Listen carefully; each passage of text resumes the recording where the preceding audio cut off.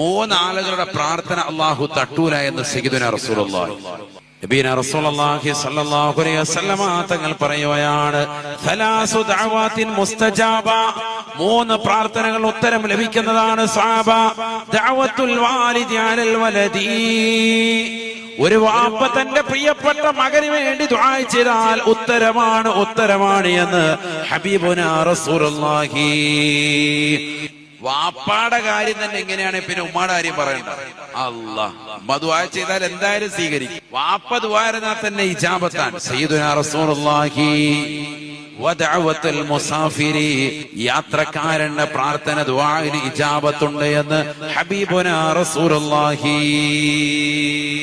ഹലാലായ യാത്ര ചെയ്യുന്ന ആളുകൾ, അവരുടെ ഒരു ദുആ കിട്ടിയാൽ നമ്മൾ രക്ഷപ്പെട്ടു. അല്ലാഹു നമ്മളെ കബൂലാക്കട്ടെ. തീർന്നില്ല.